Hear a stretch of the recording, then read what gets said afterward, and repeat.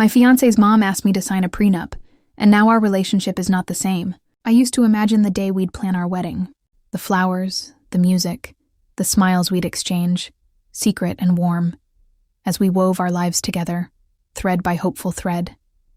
I never pictured this. The three of us, seated stiffly at a gleaming oak table, a thick stack of legal documents lying between us like a border drawn in quiet war. Margot Whitmore's smile was polished but strained, the same way you'd smile at a waiter when sending a meal back.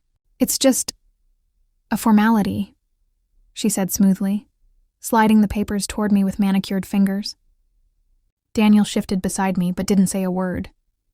I knew why they wanted a prenup. It made sense. The Whitmores had built an empire, real estate holdings sprawling across states, generational wealth stitched neatly through offshore accounts and family corporations. I understood, truly. I wasn't here for their money. I had my own ambitions, my own pride. But something about the way she said it, the way she looked at me, set off a warning deep inside my chest. "We plan to do the same with our other son's partner, once he finds someone serious," Margot continued, her voice light as air.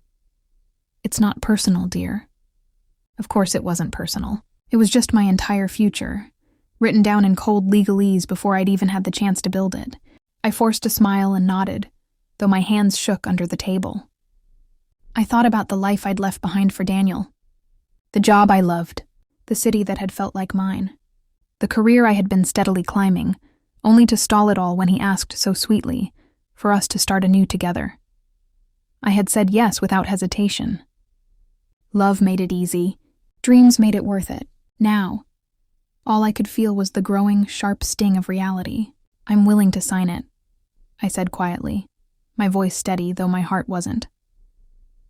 "But I want to make sure there are protections in place for both of us."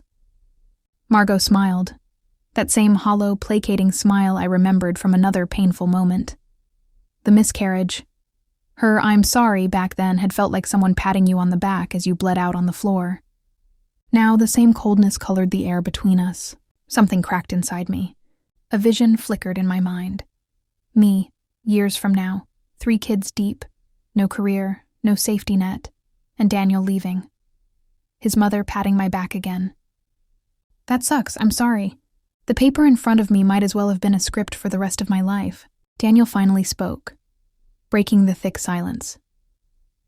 "Babe, my family is just trying to make sure you're better off after the marriage than before. They're even offering us the new house." I stared at him. "Better off?" Margot's words from earlier echoed back in my mind. "You're lucky, coming from a lesser family. We're giving you more than you could ever have achieved on your own." The sick feeling rose like bile. Daniel's hand found mine. I almost flinched away, but I forced myself still. "We're doing this to protect you too," he said. "You're being kind of deluded if you think you could have reached this level of security without us." His words didn't hit me like a slap. They hit like a slow, crushing weight pressing down on my chest. For the first time, I realized I had crossed an ocean for a man who had only ever seen me as less. And the worst part? I had handed him the compass. I swallowed the lump in my throat and smiled again, the way I had taught myself to when I needed to survive uncomfortable meetings or fake friendships. But inside something had shifted, and no piece of paper could undo it. The next few days passed like a fog rolling through my life. Thick, heavy, hard to breathe through. Margot acted as if nothing had happened. She invited me to brunch, dressed immaculately in a pastel dress, her pearl earrings winking in the sun. She complimented my shoes, asked about wedding colors, slid gift bags toward me with little treats inside. A candle here, a silk robe there. Tokens of affection she no doubt thought would mend the invisible break between us. And I smiled. I smiled until my cheeks hurt. Because that's what you do when the person holding the knife pretends they only brushed against you. Daniel was no different. He kissed my forehead before rushing off to meetings at the family corporation, oblivious to the tightness in my chest, the way my hands curled into fists under the kitchen table after he left. He thought we were fine, maybe because he wanted it to be true, maybe because he couldn't imagine a world where I wasn't quietly orbiting his. In private moments, doubt gnawed at me. Had I overreacted? Was I making something out of nothing? But then I would remember the way Margot said it. Lesser family. and the way Daniel looked at me when he said I was deluded. That wasn't love. That was ownership, and the pieces of me that had once fit so neatly into our future now felt jagged, mismatched. Like a puzzle forced into a frame it was never meant for. At brunch, Margot reached across the table to pat my hand, the same way she had when I lost the baby. I smiled back, my nails digging tiny half-moons into my palms under the tablecloth. I wondered if she noticed how far away I already was. I didn't mean to overhear. I was only trying to find my scarf, the one Margot had given me ironically, before we left for dinner. The voices floated through the half-closed study door. Margot's crisp tone, Daniel's lower, impatient one. At first, I froze because I thought it would be something private. Something not meant for me. But then I heard my name. "She's emotional," Margot said, like she was commenting on the weather. "You'll need to ease her into the full plan once she's pregnant. By then, it won't matter." I know, Daniel muttered. There was a pause. I pressed my back against the wall, trying to steady my breathing. The walls of the house, our gift, felt suddenly closer, suffocating. "You're making the right choice," Margot said. "In time she'll thank you. She'll have everything she needs, even if she doesn't realize it yet." Even if she doesn't realize it yet, as if I were some wayward child, as if I couldn't possibly know what was good for me. The silk scarf slipped from my hand and pooled at my feet. I didn't pick it up. The Elena they spoke about, the one who would settle and thank them, she wasn't me. And maybe she never was. I left the scarf where it was and walked out the front door, the chill of the evening slapping my skin. I didn't even hear them call after me. The house stood at the end of a quiet street, framed by trimmed hedges, and a sky that couldn't decide if it wanted to rain. Daniel had the keys already. He jingled them in his hand as we approached, as if this were supposed to be exciting. A fresh start. A new chapter. I tried to match his energy. I smiled. I nodded. I even squeezed his hand once. But the truth was heavy, clinging to me like wet clothes. The door swung open and Daniel swept an arm inside. "Home," he said, grinning. Home. It was beautiful, objectively. Wide, sunlit spaces, marble countertops, a garden I could have loved in another life. But every corner felt like it had been decided without me. Every wall, every tile, every future memory already scripted by people who didn't believe I could write my own. "Isn't it perfect?" Daniel asked, looking at me. I nodded. Lead. Inside, I saw the nursery Margot had pointed at in the brochure. I saw the spare room she had said could be converted into a second nursery. If they have a boy next. I saw the life she wanted for me. A life that was not mine. "You're quiet," Daniel said, frowning. "It's just a lot," I managed. He kissed my forehead. And for a moment, I let myself believe that things could be okay. That maybe I was being dramatic. Maybe love was enough. But as I walked through the house, our gift, I noticed small details. The documents left on the kitchen counter bearing Margot's name as co-owner. The security system installed under her approval. The trust Daniel had signed that would revert the house back to the family name if anything unfortunate happened between us. It wasn't our house. It was theirs. I was just a guest they allowed to stay. I leaned against the cool marble counter and stared at the empty living room. No photos, no laughter, no promises. Just shadows of a future that was never really mine. Daniel was speaking. Something about plans, furniture, timelines, but his voice blurred. All I could think about was the moment at the study door, the quiet deal they had made over my life. The house on sand, and I knew deep down, no matter how much I smiled or nodded or pretended, this wasn't a beginning. It was the slow, inevitable end. The silence between us was starting to hum, alive and poisonous. Every little thing, the clink of Daniel's fork against his plate, the way he barely looked up when I spoke, was a reminder of what we were, of what we weren't. I told myself I would wait. Wait for the right moment. Wait until the words didn't taste like blood in my mouth. But the truth has a way of slipping out when it's been caged too long. "Daniel," I said one night, voice low. He barely glanced up from his laptop. Can we talk?" He sighed like I'd asked him to move a mountain. But he closed the screen. Progress, I thought. Stupid, naive hope. "What's wrong?" he asked. "Wrong," as if it were a flat tire, a bad mood, an inconvenience. "I heard you and your mother," I said, voice shaking despite my best efforts. "At the house, talking about me, about the plan. Daniel stiffened. I saw the calculation flicker in his eyes. The decision whether to deny, to deflect, to gaslight. "It's not what you think," he said quickly. "A lie." I almost laughed. "So it's not true that once I'm pregnant, my choices disappear?" I asked, stepping closer. "That you expect me to give up everything I worked for, to stay home and raise children, while you and your mother control everything?" "Elena," he said, almost pleading now. "This is how things are done. It's normal. You'll be taken care of. You won't have to worry about anything." "Except myself," I whispered. Daniel frowned. "You're overreacting." There it was, the phrase every woman hears when she dares to feel too much. "I moved across the country for you," I said, louder now, the dam breaking. "I changed my life for you, and all she, sees is someone to mold into your family's version of acceptable." "It's not like that," Daniel said. But it was, and we both knew it. "You don't want a partner," I said, blinking fast against the sting in my eyes. "You want a beautiful prisoner." Daniel opened his mouth, but I held up a hand. I couldn't bear to hear him try to justify it again. "If you loved me," I said softly, "you would have built a life with me, not for me." Silence, heavy, suffocating. "Maybe," Daniel said finally, looking away. "We want different things." I nodded once.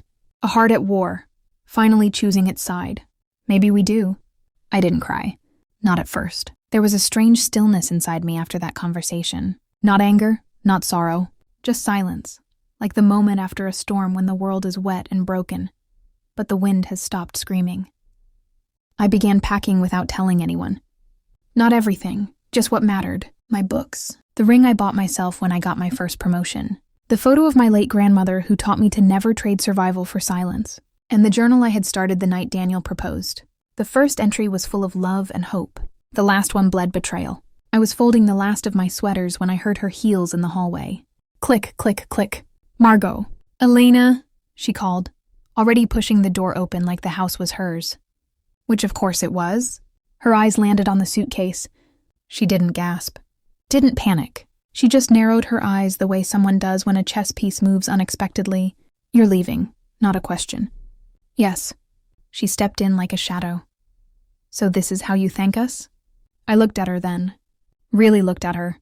Pearls around her neck like armor. Perfect lipstick. Perfect lies. "Thank you for what?" I asked. "For reminding me that love without respect is just control in a prettier dress?" "Don't be dramatic," she said, voice sharp. "You'll never have a life like this again. You're throwing away comfort, security." "A cage is still a cage," I cut in quietly, "even if it has a view." Her lips thinned. "You'll regret this," she said finally. I picked up my suitcase. Maybe, but at least they'll be my regrets. As I walked past her, she reached out. Not to hold me back, but to brush invisible lint off my coat. "You're not the first girl to dream too loudly," she whispered. "And you're not the first woman to mistake fear for wisdom," I replied. Then I left. The house behind me was beautiful, but it had never felt like home. The wind outside was cold, but it felt honest. And for the first time in months, I could breathe. The first morning in my new apartment, I woke up in a bed that wasn't mine, with sunlight on my face and a lump in my throat. The room smelled like fresh paint and coffee grounds.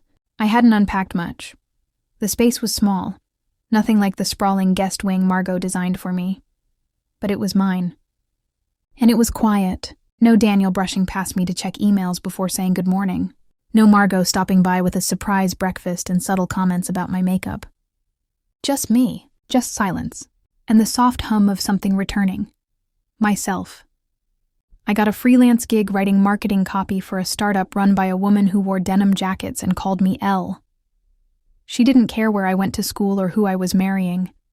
She just wanted my ideas. At night, I'd eat on the floor while reruns played in the background. Sometimes I cried, but most nights I didn't. One day, 2 weeks after I left, a box arrived at my door. No note. Just my favorite mug, a scarf I left at Daniel's, and a photograph of us at the lake last summer, tucked between bubble wrap like a memory they weren't brave enough to throw away. I stared at the photo for a long time. We looked happy. But I remembered how, 2 hours after that photo was taken, Margot pulled me aside and said, "Your thighs show too much in that swimsuit. Maybe wear the blue one next time." Daniel had laughed. I had smiled, and inside I shrank. I placed the photo in the drawer and shut it. Not out of hate, but because I didn't need to keep forgetting myself to remember someone else. Later that night, my phone buzzed. "Daniel, can we talk?" My fingers hovered. Then I turned my phone face down. Let him feel the silence now. The next morning, I signed a lease extension, paid for by my earnings. I stood in front of the bathroom mirror and said out loud, "This is not the life I imagined, but it is the life I chose. And I chose me." The house is too quiet without her. I didn't realize how much space Elena filled until she left. She used to hum while brushing her teeth, mutter about deadlines while reheating coffee, dance barefoot across the hardwood floors when she thought no one was watching. I was watching, just not enough. When she walked out, I thought it was just a break, a dramatic pause. I expected her to cool off and come back. She didn't. Instead, a box came back. Her key, her engagement ring. I stared at the ring for hours, held it in my hand like it might whisper an explanation. I went to Mom's house that night. She was reading on the patio with a glass of wine, calm as ever. "You pushed her," I said. "Too far." Mom's barely blinked. "I protected our legacy. If she truly loved you, she'd understand." "Maybe she did," I muttered. "Maybe she just loved herself enough too." That shut her up. I started replaying everything. Every conversation. Every time Elena's eyes dimmed a little more when we talked about the future. I had it all backwards. I thought protecting our assets was protecting her. But what she wanted was for me to protect us. I was so focused on the prenup, the family expectations, the numbers on paper, that I didn't see what mattered. She moved across the country for me, gave up interviews, opportunities, endured my mother's constant measuring gaze. And I let her. God. She texted me on her birthday last year that all she wanted was a quiet dinner and to dance on the rooftop. I took her to a family event instead. What kind of man ignores the little things and then acts shocked when she walks away? I picked up my phone and scrolled through our texts. The last one was from her weeks ago. "Elena, this doesn't feel like love anymore." It echoed in my head like a siren. I wanted to fix it, but I knew I couldn't just want her back. I had to deserve her back, and that was going to take more than apologies. It was going to take change. I had come to the conclusion that love wasn't supposed to break you. It was meant to build you up. So when Daniel texted, asking if we could meet, I didn't hesitate to agree. I wasn't sure if we could fix what was broken, but I was certain I had changed, and I needed him to see that. We met at a coffee shop, the kind that smelled like vanilla beans and fresh ground espresso. It felt safe, neutral. He was already there when I arrived, seated by the window. His eyes were tired, but still the same eyes I knew. "Elena," he said softly as I approached, standing when he saw me. "I never thought you'd actually leave." I didn't sit down right away. Instead, I stood across from him, looking at the man I once thought I couldn't live without. "I thought I could love you enough to give up myself," I said, and the words didn't hurt anymore. "But I've learned that I need me more than anything else." Daniel looked at me, as if I had just shown him a whole new world. "I was wrong," he said quietly, almost in disbelief. "I didn't see it. I didn't see how much I was asking of you, how little I was giving in return." I smiled, but it wasn't a happy smile. It was something more freeing. "You didn't, but you know now." He nodded, his eyes not leaving mine. "I know. And I can't take back the hurt I caused you, but I want to learn to be better. I don't expect you to forgive me. I just want you to know I understand." I crossed my arms, leaning back. "You were never the problem, Daniel. It was the life you offered. The one where I had to fade into the background just to make you feel safe. But that's not love. Not for me." He looked down at his coffee, then back up, meeting my gaze. "I'm sorry. Sorry won't fix it," I said firmly. "But what you can do, what we both can do, is stop pretending that money or family legacy is all we need. I don't need your money, Daniel. I never did. I just needed you to see me, not as a part of a plan, but as a person who deserves to be loved for who I am, not what I can contribute." His face softened, the walls he built around himself crumbling in real time. "I see you now," he whispered. "I do." There was no grand declaration, no promises to change everything in a day, but there was something between us now, something real. I stood up. He did too. "Goodbye, Daniel," I said, my voice calm. "I hope you find what you're looking for, but you need to do it without me." I turned and walked out of the coffee shop. The door chimed behind me, but the weight that had been on my shoulders for so long finally lifted. It was over. The love we had, the expectations that suffocated me. But what grew from it, the person I was becoming, was stronger than anything I had ever imagined. I was no longer tethered to a future dictated by someone else. I had my own, and that was enough.